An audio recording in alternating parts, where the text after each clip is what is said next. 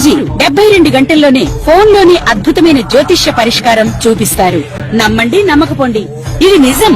శ్మశాన కాళి రుద్ర చౌడీదేవి ఆరాధకులు నంబర్ 1 వశీకరణ స్పెషలిస్ట్.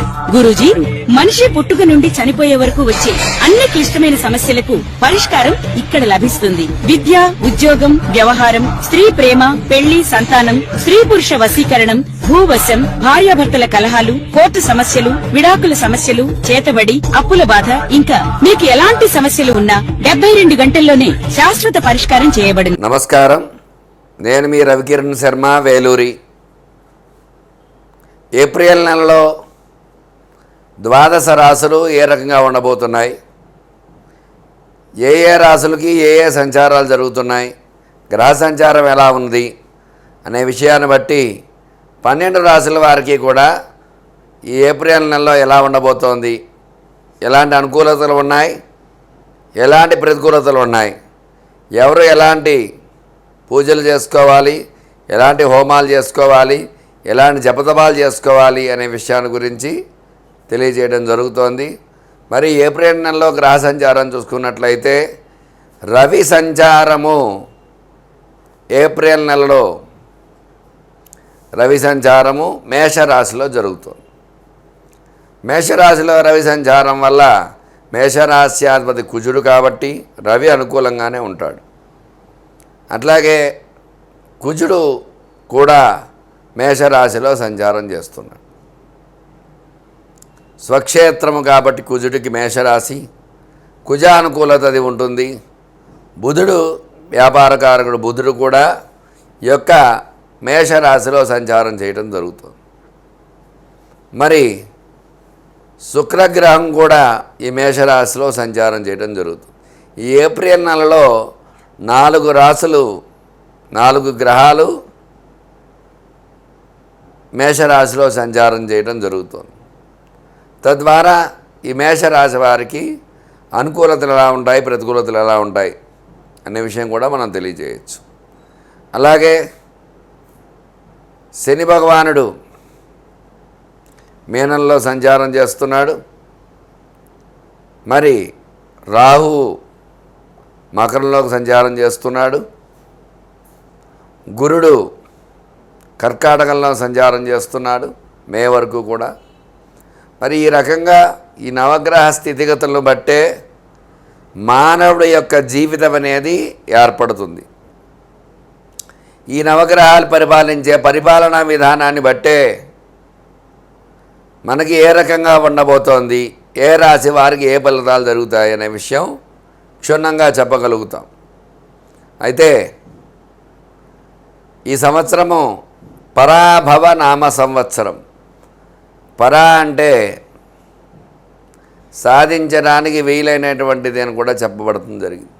అంటే దేన్నైనా సరే సాధించగల స్థితిని పొందగలిగే సంవత్సరము.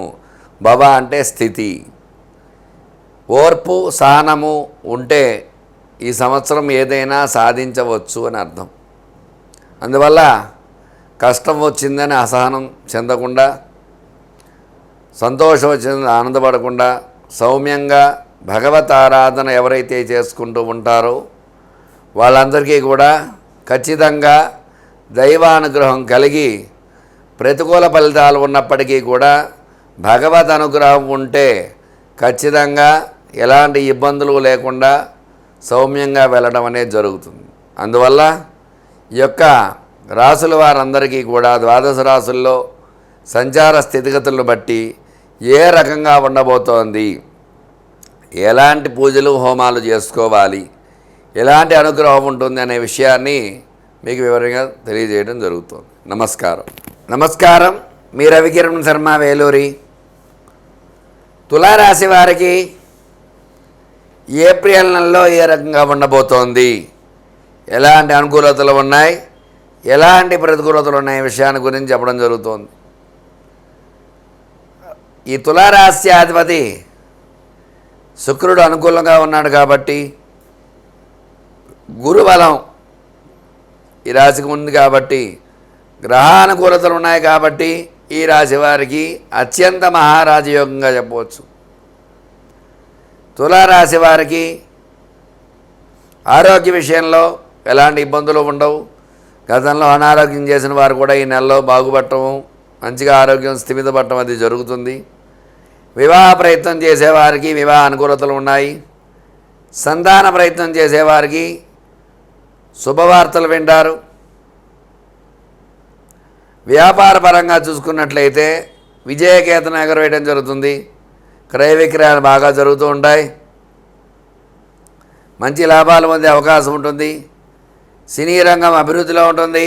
సినిమాలని బ్లాక్ బస్టర్ అయ్యే అవకాశాలు ఉన్నాయి. స్టాక్ మార్కెట్ పరంగా చూసుకున్నట్లయితే స్టాక్స్ పెరిగే అవకాశం ఉన్నాయి. అలాగే రియల్ ఎస్టేట్ వ్యాపారం చేసేవారికి రియల్ ఎస్టేట్ రంగంలో అనుకూలతలు వచ్చే అవకాశాలు ఉన్నాయి. గతంలో కంటే కూడా ఇప్పుడు మెరుగుపడి కొంచెం ఆర్థిక లావాదేవీలు బాగా జరుగుతూ ఉంటాయి. రియల్ ఎస్టేట్ వ్యాపారం మెరుగుపడుతుంది కొంచెం. వ్యవసాయదారులకి వ్యవసాయం 2 పంటలు బాగా పండుతాయి. సమయానికి పంట చేతికి అందడం అనేది జరుగుతుంది ఈ రాశి వారికి. అలాగే ఉద్యోగ ప్రయత్నం చేసేవారికి ఉద్యోగం సఫలీకృతం అవుతాయి. ప్రమోషన్స్ రావడము, విదేశాలకు బదిలీ కావడము ఇట్లాంటివన్నీ జరుగుతాయి. చదువుకునే విద్యార్థులకి చక్కటి విద్య అభ్యసించడము, పరీక్ష ఉన్నత శ్రేణి ఉత్తీర్ణతో పాస్ అవ్వడం జరుగుతుంది. రాజకీయ రంగం కూడా రాజకీయ నాయకులు మంచి పేరు తెచ్చుకోవడం జరుగుతుంది. ప్రజలను మన్నలు పొందుతారు. మొత్తమే చూసుకున్నట్లయితే తులారాశి వారికి అత్యంత మహారాజయోగంగా చెప్పవచ్చు. ఈ రాశి వారిపై ఈర్ష్య, అసూయ, ద్వేషాలు ఎక్కువగా ఉంటాయి కాబట్టి వీళ్ళు సుదర్శన హోమం చేయించుకున్నట్లయితే గ్రహానుకూలత కలిగి ఈర్ష్య, అసూయ, ద్వేషాల నుంచి బయటపడే అవకాశం ఉంటుంది. లక్ష్మీ నృసింహ కవరాలమ్మ కవచాన్ని ప్రతి నిత్యము పారాయణ చేయడం ద్వారా అనుకూలతలు వచ్చే అవకాశాలు ఉన్నాయి. చూశారు కదండి, తులారాశి వారికి ఏ రకంగా ఉండబోతోంది, ఎలాంటి అనుకూలతలు ఉన్నాయి, ఎలాంటి ప్రతికూలతలు ఉన్నాయి విషయాన్ని చెప్పడం జరిగింది.